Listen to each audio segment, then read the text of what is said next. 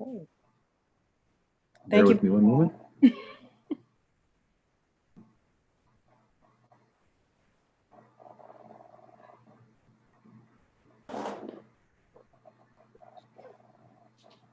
All right, you're good to go, Madam President, on the road. Okay, then we will officially call this meeting to order Wednesday, November the 18th, 2020 at 6:30 p.m. Roll call. Josue, Present. Larry, Here. Brian, Present. Robbie, Present. Tatiana. Present. Jeannie is absent with notice. Shatara is absent with notice, and Martha is absent with notice. So we do have a quorum and we can begin our meeting. So first of all, I'd like to say thank you to everyone who is in the meeting tonight. And if I do forget, let me just start by saying I wish you a happy Thanksgiving and we will move forward. Good to see Ms. Trotter with us. Thank you very much. And we will start with our public comments. So John, would you please do us the honors? We have a public comment from Nicole Hernandez. And one moment. Okay. All right, I will share it verbatim. Okay. November 18th, 2020 board meeting, public comment. Hello, it was nice to meet you today. Thank you for listening to my complaint. I wanted to follow up in writing with facts that you should address with the board and your staff. I have copied the board members in charge of taking in public issues for the next week's meeting. Additionally, I've copied Mayor Cunningham as I am thinking sensitivity training is likely needed throughout the various departments. Number one, taking temperatures of each individual or denying access, period. Regulatory or discretionary, question mark. Plan of action. Two, taking temperatures via head versus arm or other method, regulatory or discretionary, plan of action. In parenthesis, as well as allowing admittance of those with disabilities that ask or caregivers voice their temperatures will not be taken, end parenthesis. Third point, masks required for admittance, regulatory or discretionary, plan of action. You may have a person with having an anxiety attack or asthma attack coming on who may remove their mask while in the building or prior to entrance. What is your plan? 4, respecting a patron with disabilities, regulatory or discretionary, plan of action. 5, inquiring on types of disabilities or refusing service of a disabled person due to their disabilities while failing to provide a reasonable accommodations as the ADA law Title II requires. Plan of action for avoiding lawsuits on staff, WPL, City of Waukegan, Board of Trustees, and affiliates. 6, what are some ways Waukegan can be more accessible to all disabilities, even invisible disabilities? 7, wheelchair accessible adjustable height computer desk needed, minimum 1. 8, adjustable desk station for standing and working on computer, minimum 1. Education of staff as to invisible illnesses and about the importance of accommodating all patrons as to not discriminate against any single person. Number 10, no patron, disabled or not, should be told they must use a specific area. You are a public service. It is imperative that all patrons are able to move freely in the areas open to the public and not restricted, especially due to disability. I would reference today and the patron with the service dog being questioned and told she must sit at a specific computer workstation. The dog should be welcomed as the patron, and when the patron requests an accessible computer station directed to such. Please note that patrons still has the right to sit wherever they choose and should not be questioned or harassed. Number 11, arguments about rules should be disregarded, especially when the patron has voiced a disability and or is physically or mentally disabled by staff's common knowledge of disabilities. In parenthesis, this would apply to all patrons, including homeless, poor, belligerent, etc. Staff should cease from engaging in argument and understand possible mental health issues of invisible physical illnesses causing pain and frustration. The patron should not need to always self-identify to receive respect and common courtesy given to other patrons. I do also recommend that the staff member I spoke to today be counseled by Human Resources. I feel the manner in which he argued with me when I repeatedly asked for a supervisor was out of line. As I expressed to you, I feel that I am engaging in a power struggle every time I enter the building and he is there. I feel he would be better suited working in another area as your first impression and final goodbye that make the library either an enjoyable experience or a negative one. Thank you again for listening and being reasonable today. Signed, Nicole Hernandez. Okay, thank you very much, Nicole, for your letter and your comments today. And we will take those into consideration. Going on to the agenda and the minutes. We need a motion to approve the agenda for the Waukegan Public Library Board of Trustees, November 18th, 2020 meeting.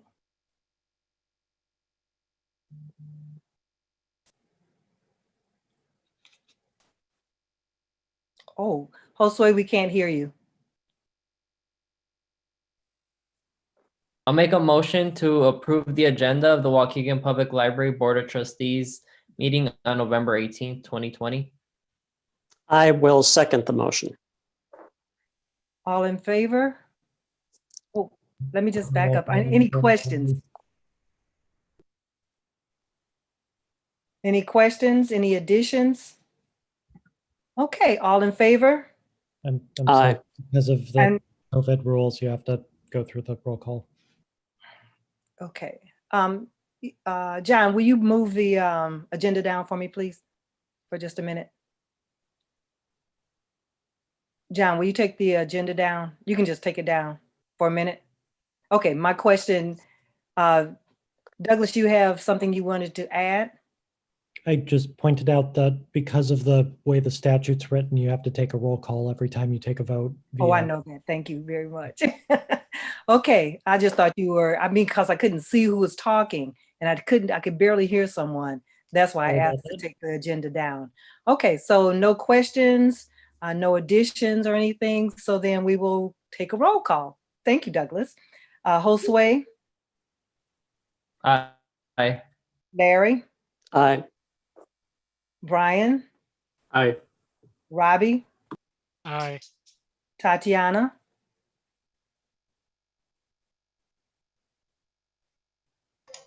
Sorry, I'm having computer trouble. Aye.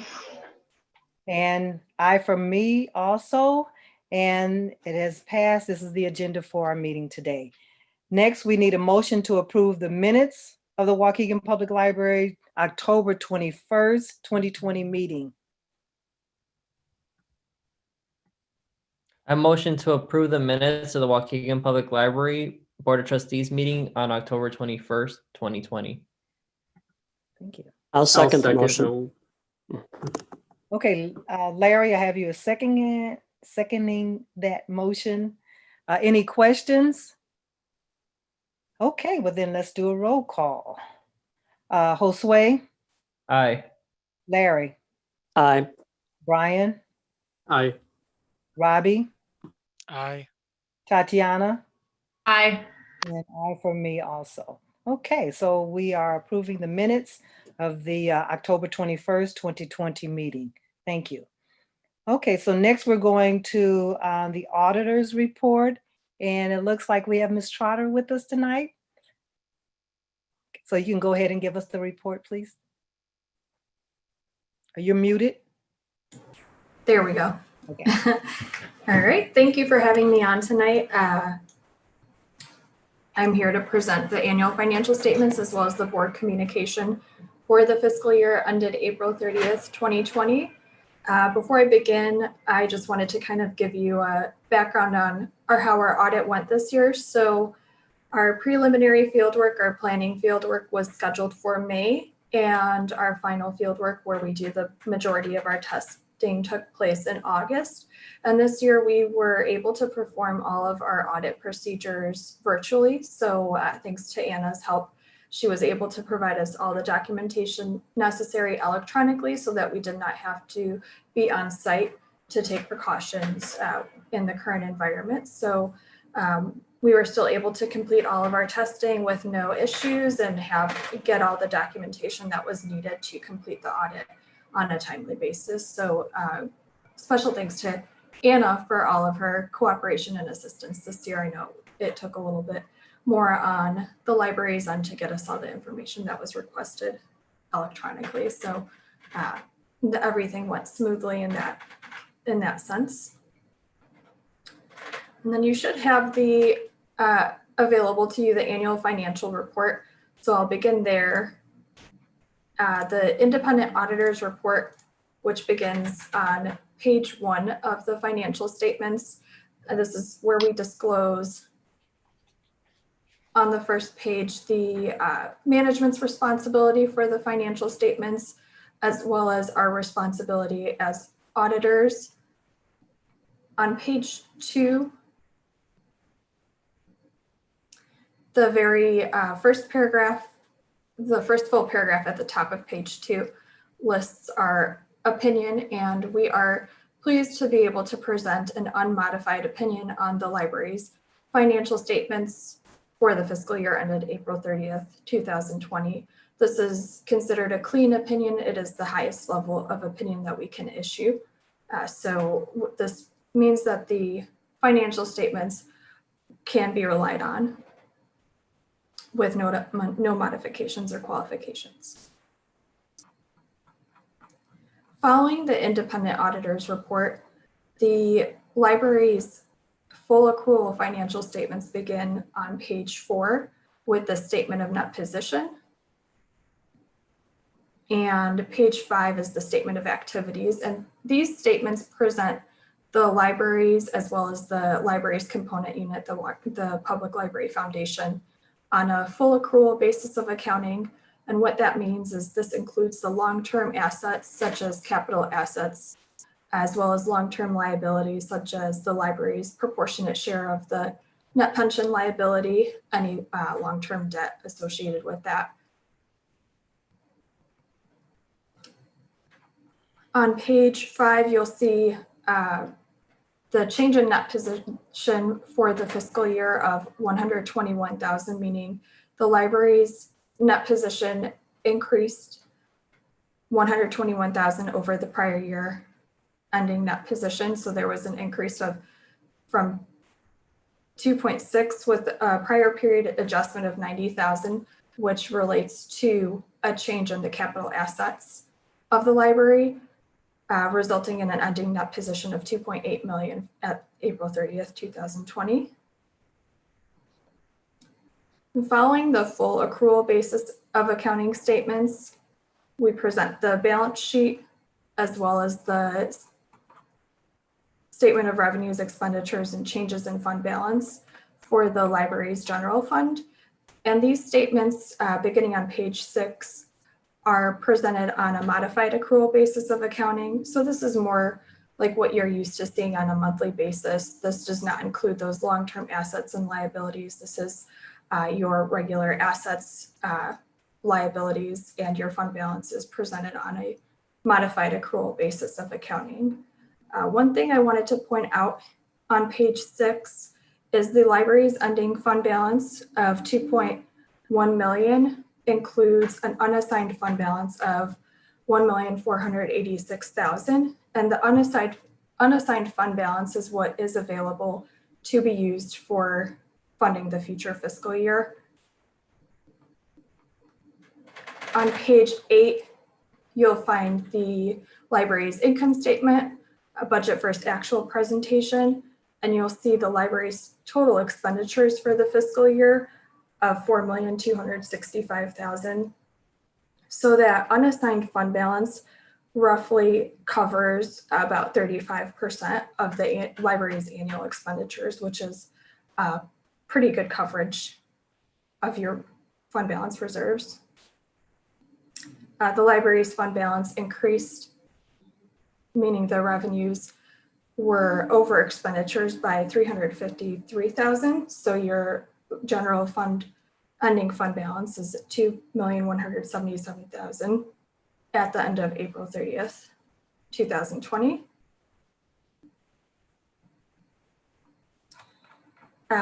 Beginning on page 10 and all the way through page 29 are the footnotes to the financial statements.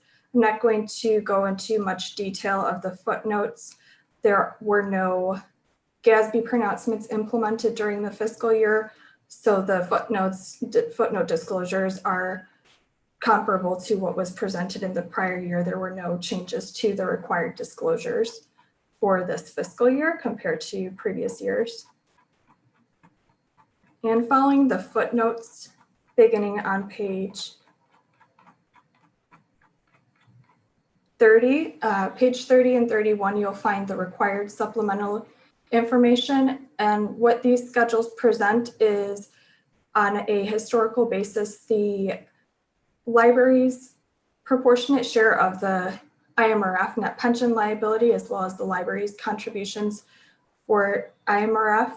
And page 31 presents the library's other post-employment benefit plan liability. And both of these schedules are building up to a 10-year history. Currently, we have available 5 years of information for IMRF and 2 years of information for OPEB. So this presents a historical comparative for these plans. And then finally, pages 32 and 33 of the financial statements present on a more detailed level the budget versus actual of the general fund revenues and expenditures. So is there any questions specifically related to the annual financial report? I have a quick question. Sure. Will all of these different grants come in, specifically like the CARE grant? How does that fit into your report? So the CARES information that there was none related to the fiscal year that we're presenting. However, there are expenses we're anticipating for the fiscal year ending April 30th, 2021. So that will be taken into consideration in the 2021 audit. Okay, thank you. Mhm. Any other questions? Okay, well, thank you very much, Ms. Trotter, for that report. And we don't have to accept it because it is what it is. So with that, we're going to move on to the Financial Committee report. Larry, we can't hear you. You're muted.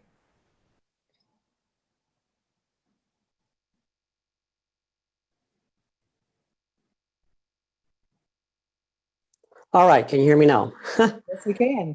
Very good. All right. All right, very good. Well, we had our finance meeting earlier this evening, and first of all, we reviewed the, let me take a good look at this. So first thing we did is we reviewed the summary of the actual versus budgeted results for the 6 month ending on October 31st of 2020. And Anna explained that to us in a very good detail, and it appeared all was within reason and was in good order. And then we went on to review the, let me get that document here. We went on to approve the monthly board check detail for October of 2020. And we went through that whole thing in detail, and all appeared to be in good order as well.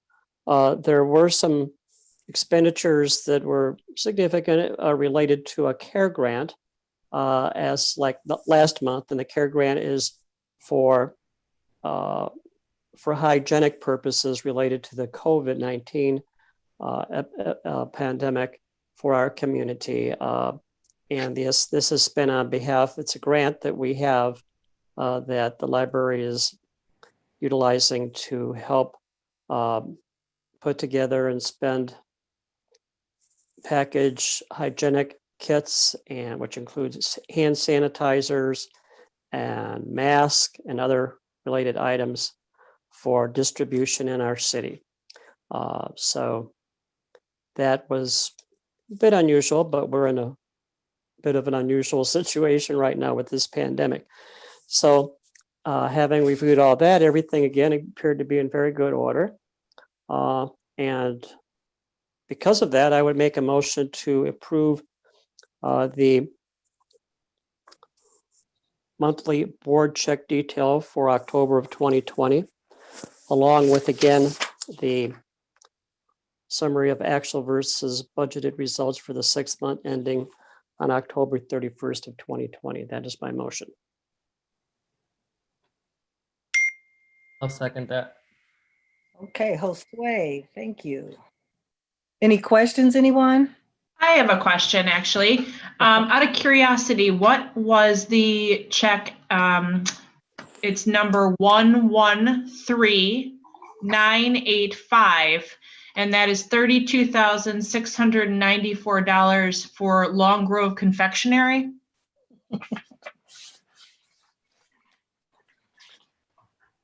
Larry, you We want to? did- Okay. Well, and Anna, I believe you're here yet too. Anna had a better description of it, of obviously working with it firsthand than I.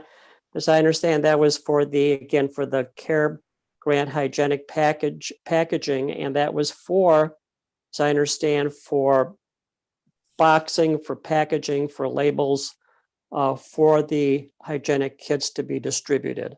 Anna, if you're here yet, is that correct? Do I have that accurately stated? If you're here.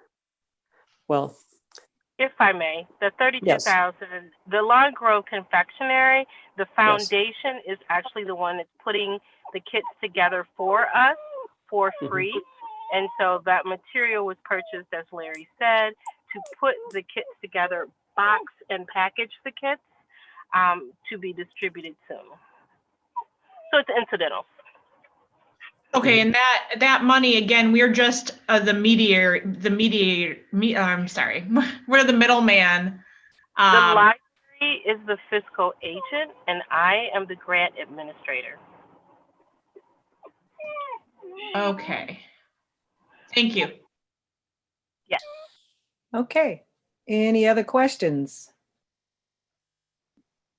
Okay, so then let's. Sorry, Sylvia, I have one more question. It's related to John, if you possibly could just tell me what e-resources are. So is that like Hoopla? Would that fall under that category?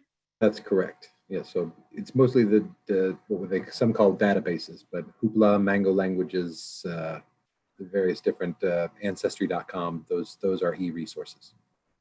And do we anticipate this expenditure going up as we are moving more things online? We have conversed. Fran and Anna and I had our budget discussion, and we discussed that very thing. So yes, we anticipate spending more on e-resources and more on ebooks, and not as much on physical resources. Okay, thanks, John. Okay, thank you, Tatiana. Okay, so then let's take a roll call. It's been motioned by Larry and seconded by Josue. And roll call, Josue, Aye. Larry, I Brian, Aye. Robbie, Aye. Tatiana, No. and I for me, and motion carried. We'll approve the financial report as written. Okay, moving right on to the acting executive director's report. John? Thank you, Madam President. Hello, board members. Thank you again for your service. I sent an email today, late in the day, because I ended up doing a lot of other things up until the time when I had anticipated sending it earlier, but I apologize for the delay. It is in your inboxes and to your personal emails as well. Just as a matter of course, we were in the process of reopening and had plans to expand by December 1 to 7 days a week service in person. And of course, the numbers rising as they have, we've been experiencing a lot of strain. It's almost like in the movies when you hear one of these giant ocean liners running up against an iceberg. We are groaning like those giant metal things that crush by the pressure. It's a lot of work for our team to do.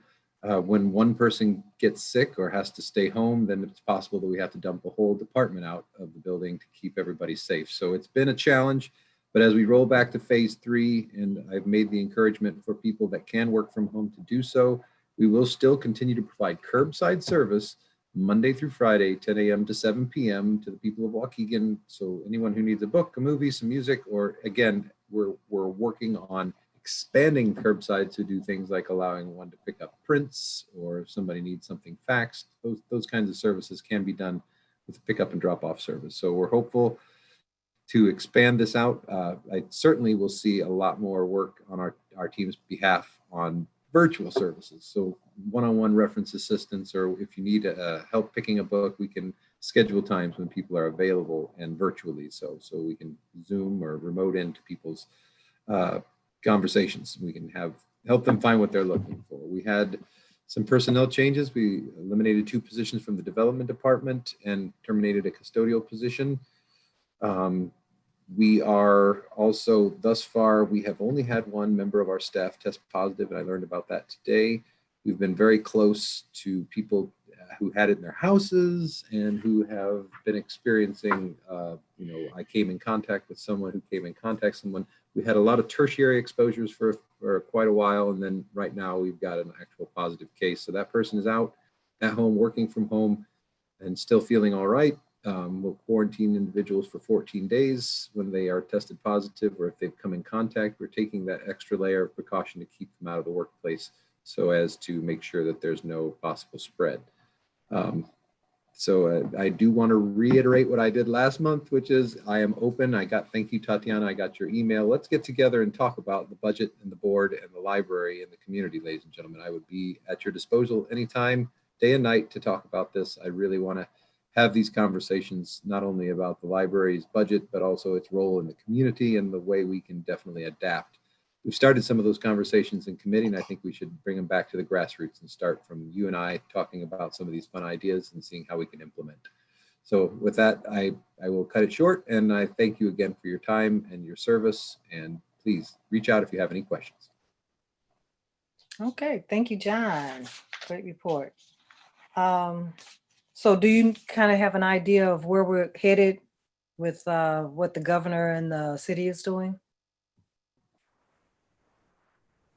It is unclear what again, some states have shut down for 3 weeks, and I have no crystal ball, but I am hopeful that the governors will take and make the right choice and lock this thing down, because at this point we can do everything we can. But what I had a conversation with a lady from the health department, and she said we're to the point of community spread, which is different than just I went to a family gathering and I picked up COVID. So people are going to the gas station and grocery store and picking it up now. They don't know where they got it. So as the numbers increase, and we had a small dip in numbers today, and so that's very good. As we see these numbers go down and we're to a sustainable point where we can reopen, then I'm hopeful that we can reopen to public service. But for the time being, in order to be able to do this for the long haul, which we don't know if there's 3, 6, 9 more months of waiting until we have an accurate shot of a vaccine. So we're hanging in there, and I do not have a prediction as to how long, but I hope that by doing this, extend our curbside and our other services for indefinitely.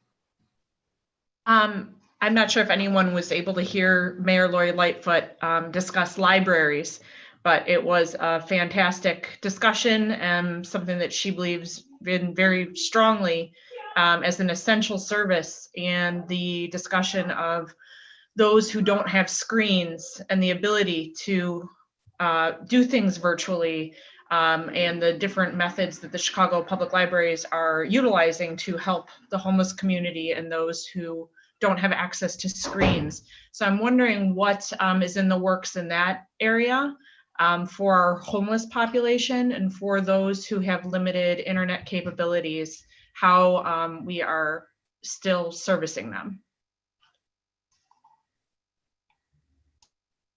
So in terms of the people experiencing homelessness or people who have no screens or limited internet, we are seeking grants and have had discussions in terms of our budget, which is why I want to talk budget with our board members, to possibly expend some taxpayer dollars toward purchase of Wi-Fi hotspots and things like Chromebooks or fully functioning laptops that can be distributed. Gail will update you more on some of the possibilities when she speaks, but we're working on it. We're in the process of trying to either allocate some taxpayer dollars towards circulation of these things so that people can borrow them and bring them back. Or again, Gail has some pretty big plans and has been reaching hard to try and get some grant money so we can give people the technology they need to sustain.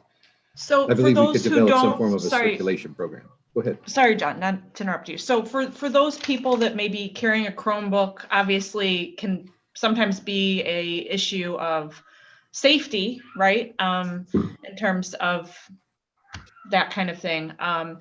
Is there any possibility or anything of looking into a time when somebody could, whether it's through a window or a door or some way that a person could come to the library and request materials that's not via a telephone or via the internet. So for those people that would like the actual materials inside the library.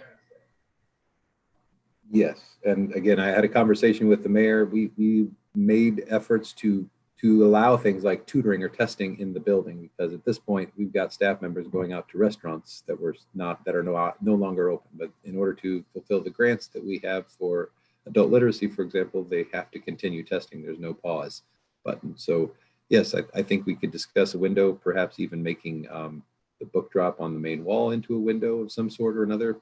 We can certainly work on those things as time drags on. Yes, ma'am. Thank you very much, John. Thank you, Tatiana. Those were great Thank questions. you. Okay. Thank you, John, for your report. And next on the agenda is our services report with Gail. Good evening. I apologize for being on my phone today, but I'm sitting in my car. So I wanted to let you know that we've had a continued positive response to our newsletter, and we're in the process of working on the next edition, which will be highlighting ongoing virtual programming and including our plans for Martin Luther King Day and Black History Month. We are continuing to both expand our adult literacy services, including digital literacy and health literacy, and are looking for other opportunities to partner with those in the community to ensure access. And so to your point, not everyone has a computer or hotspot. And so we're always very careful to make sure that people can call. And until recently, people could come to the door and request materials. So that is a priority, to make sure that even without public access to the building, that we make sure people have access to materials and services. So we'll continue to work on that and deliver. We are looking to strengthen and expand our community partnerships, in particular working with the school district. Our teams have been working really hard, as John said. It is different. It is a different world serving in COVID, whether people were in the building or not. And it takes a lot of tenacity to reach our community and serve them. And our staff has certainly stepped up to the plate with that. I wanted to give you a quick update on the CARES Act. To date, we have spent approximately $800,000. The majority of that money has gone towards the preparation of the 80,000 personal protection equipment kits. They are in production, and we'll actually send an email with a picture so you can see what they will look like. They will be distributed throughout Lake County. We're working with a number of community-based organizations to ensure that these kits get into the hands of those in need, our elders, and in our communities of color where we've had higher rates and incidents of COVID-19. In addition, there's ongoing education and awareness materials that are being developed through this grant that will continue to impact our community. I am so sorry, my four-legged person is crying. For the next hurrah, even though the CARES Act funds are almost gone, we will be receiving some additional funds to complete 3 last initiatives, and one is children's masks. We're well aware that if schools do open and children are required to be on site, many of our school districts have said we don't have masks to protect our children if they come in to the building. So we're working on acquiring children's masks. In addition to that, digital literacy, with the CARES Act funds, we're working. I've submitted a proposal that would allow us to tie both education, digital literacy education, to having access to a laptop and a hotspot with a year-long subscription. So our goal is to be able to acquire before the end of this year refurbished laptops refurbished laptops and hotspots with a year-long subscription, which then we would be working with our community partners. They would come through the Waukegan Public Library digital literacy programs, get additional skills, and then have a device and internet access. And of course, everything that we're talking about is in English and in Spanish. That's it. Okay, any questions of Gail? Okay, thank you, Gail, nice job. Thank you. Okay, moving right along to the governance committee report. Thank you, Sylvia. The governance committee met, or no, we canceled our meeting in November. And we will be meeting on Wednesday, December 2nd at 5:30 p.m. So there is no report for November. Okay, thank you, Josue, for that. And that meeting is on the first Wednesday of the month, correct? At 5:30. Correct. Everybody mark your calendar. So that's what I want to give you first. The committee meeting schedule. So the first Wednesday is governance at 5:30. The second Wednesday is the Friends and was the foundation, but they are going to be changing their meeting date. The third Monday, put it on your calendar for the development committee at 5:30. Of course, the third Wednesday is finance at 5:45, Larry. And then, of course, our board meeting, third Wednesday at 6:30. And then something new, the fourth Monday, we're going to be meeting for the executive director committee meeting. So those are all the meetings, and we'll send that out to you also in an email, just so you have it. This past Monday, the development committee did meet, and I chaired that meeting. So let me just give you just a quick synopsis of what we talked about. One of the big things is the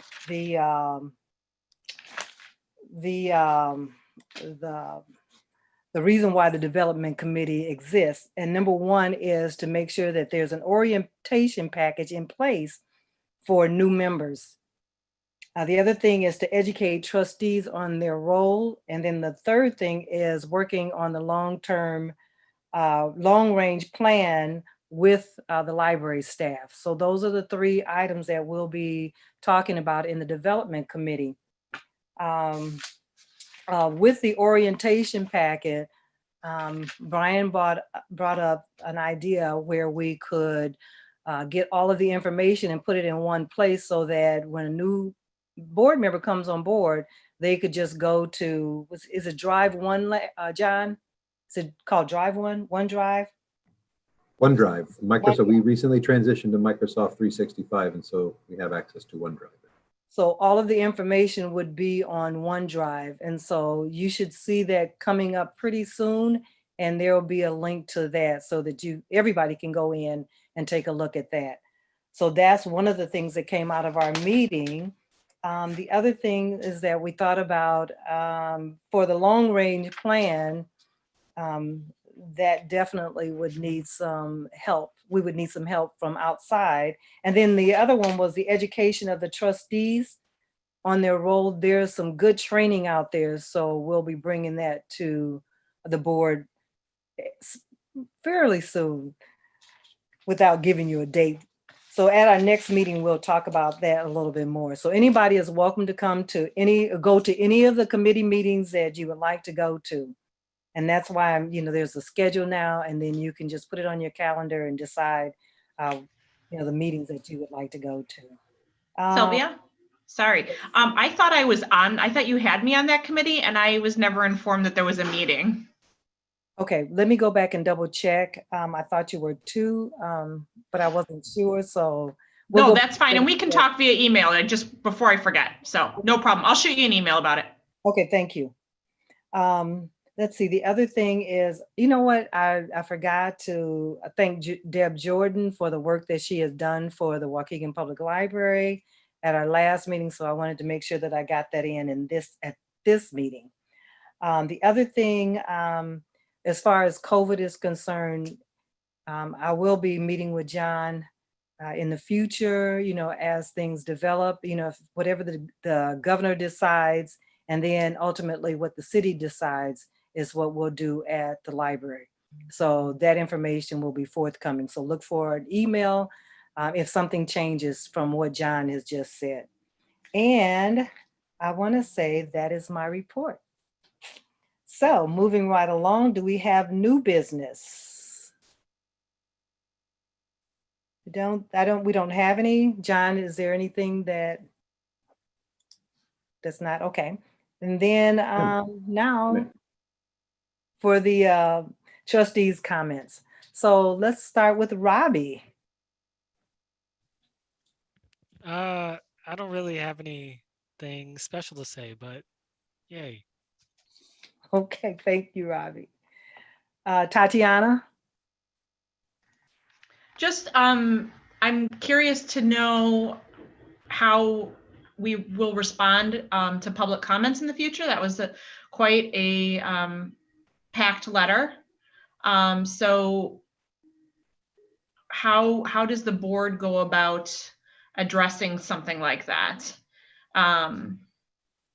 So really, it's just my comment is more of a question. And again, thanks to all the people working at the library. Continue to have wonderful curbside service. And I love our library, so thank you. Thank you, Tatiana. Usually with comments like that, we would send that back to John. And then John can address it. If there's something that needs to come to the board, he would bring it back to the board. But thank Do you. we have a COVID policy in place? Just an actual thing on many of those items that were discussed seem like they should be easily answered in terms of a policy. We don't have a policy, but we do have a COVID procedure that we've been using in-house since the beginning of the pandemic. We developed it between March and April, and we've used it to guide our decision-making in-house. So I will happily respond to the patron Thank you. public comment. Okay, Brian. Nothing besides the normal. I love all the content that's on Facebook every single day. I don't think that they've missed a day of putting content out. And so it's just good to see that still coming out for the public. Okay, thank you. Larry.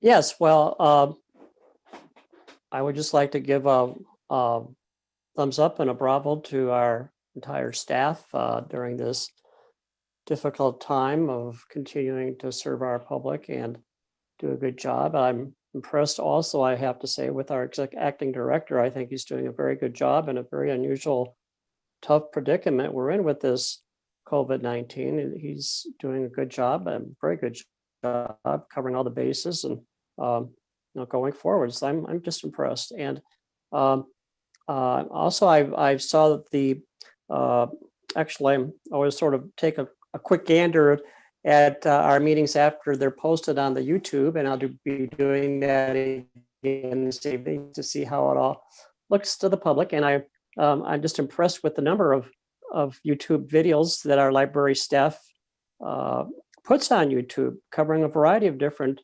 topics and all kinds of very visual activities. And again, it's just really great. Again, during this time when we can't really be hands-on or with one another to any extent at all, it's very impressive. So again, bravo and kudos and thumbs up. Thank you, Larry. And Josue. I just want to thank staff for their continued excellent work at the library, and especially a big shout out to those who have been involved in the response to COVID-19 in our community. I know I've seen Gail and Jennifer at a flu shot clinic and various other staff members out in the community. So thank you for those efforts. Okay, thank you, Josue. Just want to remind everyone we're having a committee meeting for the executive director's search on Monday at 5:30. And with that, could we get a motion to adjourn? Okay, Robbie. I was just gonna real quick. Oh, Can I retract my comment and come up with a real one? I just thought of something. absolutely. Okay. I just wanted to say to all our library patrons that might need to know this information, there is new guidelines in place or for the test for becoming a citizen. So making sure you reach out to the library, signing up for any classes that are available, and getting that application in before December 1st so that you don't have the new scary test. So yeah. Okay. Thank you, Robbie. So we just need a motion to adjourn. Make that motion All to right. adjourn the meeting. And do we have a second? I'll second. Okay, Larry. Okay, so Josue, Aye. Larry, Aye. Brian, Aye. Robbie, Aye. Tatiana, Aye. and I for myself. And with that, our meeting is adjourned. Thank you all so very Bye, much. everyone. Happy Thanksgiving. Happy Thanksgiving. Thanksgiving. Safe Thank you. Thanksgiving. Aye.